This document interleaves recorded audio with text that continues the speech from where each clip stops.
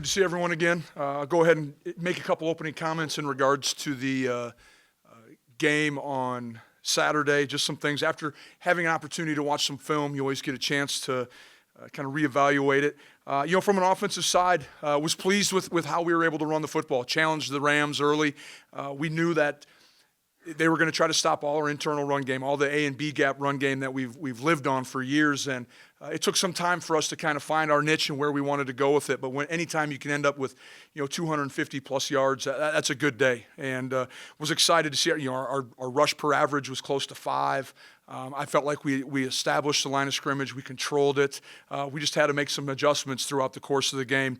They did a nice job coming up with some different pressure packages. That was probably the one thing I think going into each week following this, we're going to have to find ways to turn protections, get in the right protection at different times, and just continue to work that. We've seen so many different fronts by the time you combine Butler and UND that we've seen a lot of football up front, but we need to continue to get better at IDing things and making sure we know where the protection needs to go. And then the one positive that I was really excited about offensively, we were 5 for 5 on third and shorts. Challenge the offense early in the week. We need to continue to win the line of scrimmage and win the time of possession. And when you can go 5 for 5, that's a big stat that jumped out at me, one that I didn't notice right after the game, but I thought was critical in our success.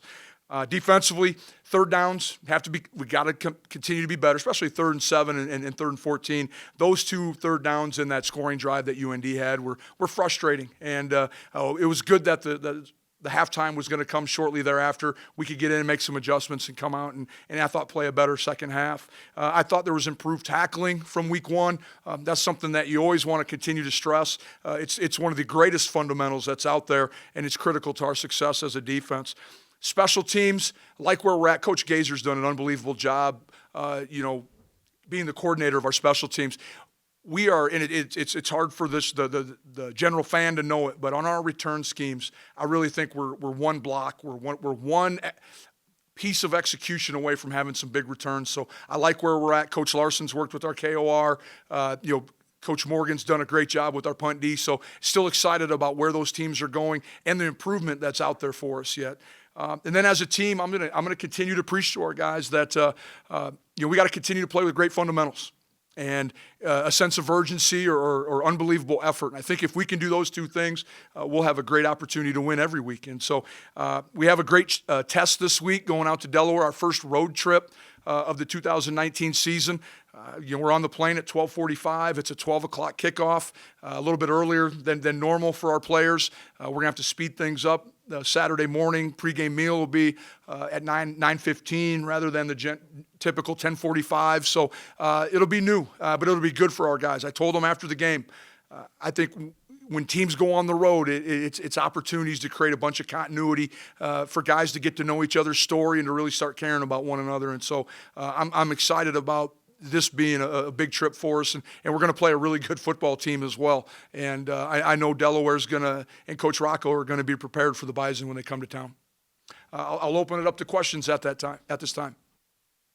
That target field game and traveling down there helped for traveling for this game? Yeah.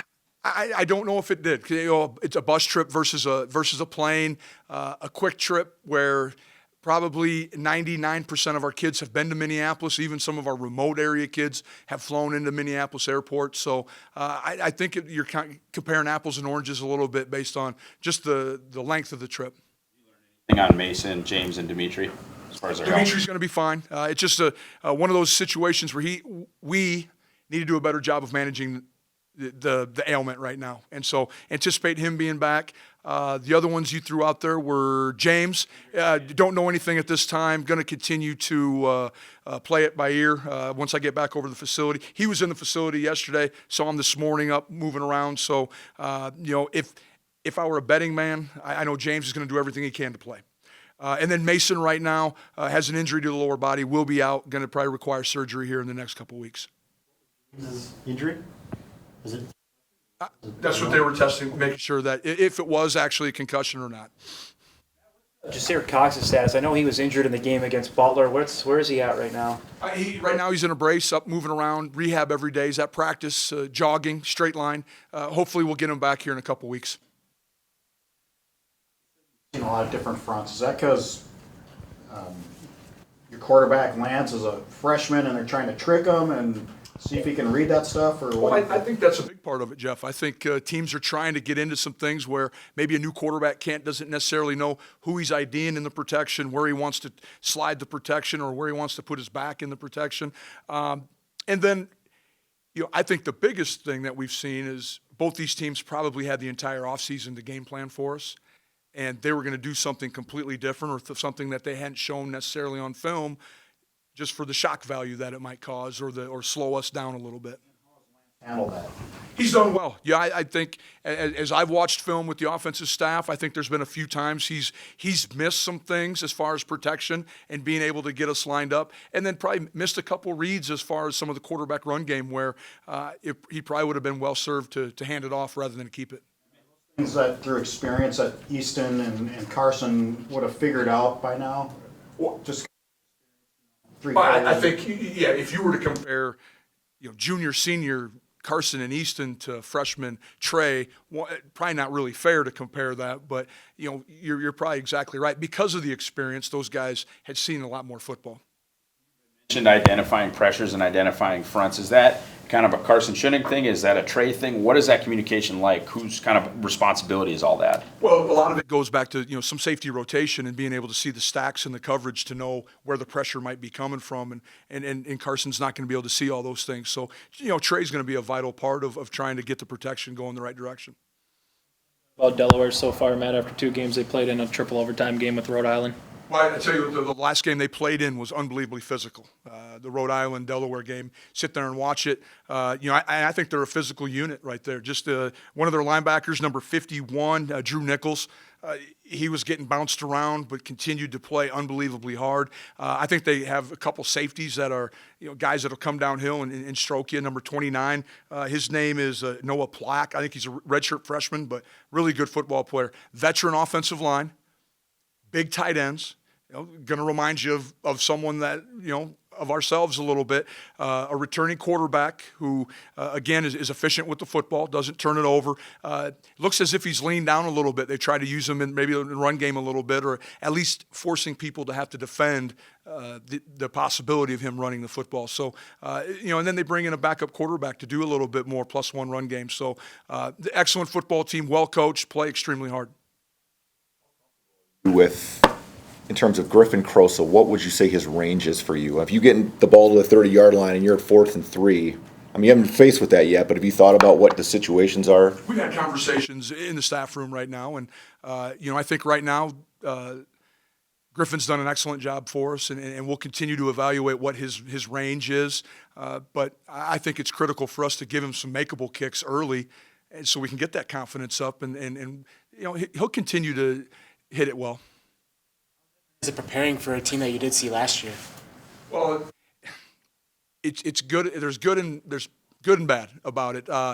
Defensively or from the offensive side of the football, same coordinator, but from the defensive standpoint at NDSU, they have a new coordinator as well. So again, trying to find out what his MO is going to be. There's some same things that we've seen from a year ago, but what new is he going to show the Bison here this weekend? An unbelievable road record over your time here as an assistant. Is there anything that you are going to change about the day-to-day of going on the road, travel, game day prep, stuff like that, or just don't fix what's not broken? We're not changing a thing, and it's going to be the exact same. And Coach Kramer and our support staff, we had a great meeting this morning just to make sure that we verified every little detail on how we're going to approach the road trip. Road game is, do you prepare him different or have him, get ready for noise or just different things that he hasn't had to deal with to this point? We will have some noise at practice, especially on third downs or some red zone situations. The other thing we want to do is have some noise for some special teams as well. The cadence on punt will be critical, and just things like that. Will we use silent count? What will we use? I'm going to let the offensive staff figure that out, put us in the best situation. But, the noise will be one. But as far as just the road game, one of the nice things about the 4-game rule is he went on some games last year, so he knows what our itinerary looks like on a road trip. Any different from when you saw him early last year? Well, like I said, I think he looks a little bit more athletic. Like he's leaned down. He wears a big brace now on one of his knees, where when we played him a year ago, he did not. So I don't know if that is an existing injury or something that's just preventative. For tight ends, 5 of your 6 touchdowns receptions are from them. How have you seen, Coach Roll with Gindorf, Ellis, and Babbage in terms of receiving touchdowns? How have you seen Tyler Roll mix the tight ends in the offense? It's funny you bring that up, isn't it? Tyler Roll coaches the tight ends, so I wonder. But and that's been a jab at Tyler in the office a little bit too. But why wouldn't you? Those guys have unbelievable catch radius. You saw Noah Gindorf has great speed as well. Breaking tackles on the touchdown. They're going to the south end zone. So Trey's comfortable, and as I mentioned after the game, 9 different offensive players had catches on Saturday, and I think that's a big thing for a young quarterback to have. Enough faith and trust in his receivers that he's going to spread it around and find the guy with the easy completion. You guys spend in the off-season installing stuff for these tight ends, because you use Josh outside, you use Noah inside. I mean, you can line them up all over and run tons of different formations on the same personnel. Well, I think part of it is just what has bothered me in the past, cross personnel. All of a sudden it looks like an 11 or a 10 formation, but there's big receivers or big tight ends out there, and then they reduce or expand. That's a unique deal that defenses have to handle. So I'm really excited about how we're utilizing those guys, and even Austin Avery's done a nice job of getting in there and having a role, and Tyler does a great job using those guys and spreading the wealth. Johnson, do you see him getting more of an expanded role within the offense as the season progresses, or you're still kind of feeling out how he's picking up stuff? I think that's going to be a slow process, but we want to make sure he does understand some base things. I think we could utilize him in the pass game as well. He has a role on special teams already. He's done a great job. He comes from it's hard to believe that the high school that he played at didn't have football very long, and relatively new program, and he's done a great job of transitioning here and going to be an outstanding football player over the course of his career. Kobe got on campus, did you guys kind of realize that this guy might need to be a part of 2019? Well, when you're recruiting him and Coach Buda goes down in spring recruiting to Georgia and sees him run a 10.5, smart coaches find places for guys like that on the field. Would Darsick, another guy that's looking like going to be a guy that's going to play most of the year? I think as of right now, we're going to continue to work with him at safety, continue to utilize him on special teams. The thing that Julian has is he's a big physical kid already. And you guys have heard me numerous times talk to you about the physical part of the game is where high school kids struggle. Well, Jacob Lippy, Julian, guys who were pretty well developed already. Julian's 200-plus pounds. So he can physically hold up to the physicality of college football right now. A couple of the young receivers that you talked about early in the year did not get in the game, I don't believe, on Saturday. Yep. Lippy and Braylon Correct. did not get in. Is that was perfect. At the time, late in the game, we're under center. We were trying to run the football as much as we could. Cole Jacobs, a lot of those guys were taking the majority of the reps, and so we were going to use them, save them for another game. The 4 game with guys like DJ, Braylon, and Lippy. Of course. Yep. Still, that's in the back of our mind. Not going to say we're going to pull anything yet.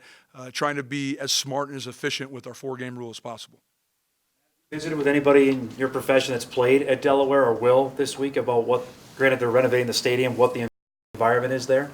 Have not. I know Coach Cattell, our director of operations, has reached out to Delaware State's director of operations, just try to identify what the coaching box is even like because of the renovation, trying to get a little bit of an idea, but have not yet to this point. playing a CAA team, something different that non-conference you guys normally don't do? Would you like to see more CAA teams on the non-conference schedule going forward? I think it's an excellent league. It speaks for itself, has great tradition. You can go up and down the teams in their league, and they've all had their run of success. And so it's going to be a huge challenge for us to go out there and win at their place. But we're excited to play them. I know being a CAA team immediately garners respect from our football team. Quarterback like Kehoe with 2,000 yards last year. Well, one, try to get around his feet, and so see if we can make him a little bit, uncomfortable in the pocket. We got to do a great job of stopping the run. I think they have a really good running back as well. Their run game is where they want to, they're going to very similar menu or recipe to success that we have. Time of possession, being able to run the football and win the line of scrimmage. Do you have Ellefson and Wagey on any kind of a pitch count right now, or once they were cleared, were they just? Well, Ben probably was going into it. And then as the game progressed, I think he realized that he was healthier than maybe what he was.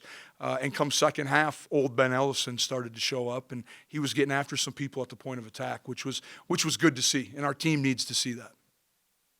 Brown status, he didn't play on Saturday. He'll be ready to go this week. No.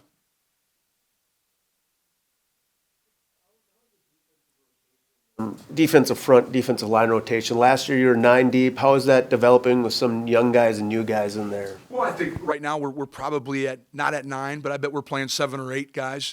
Still, a lot of them are getting their first experience of college football right now. So the more rotation we can get out there, the better. Late in the game was good for guys like Justice Kelly, Lane Tucker, critical snaps, even Matt Beagler, who we look at as an older player but hasn't played a whole lot for us since this year. So we need to continue to get those guys as many reps as we can.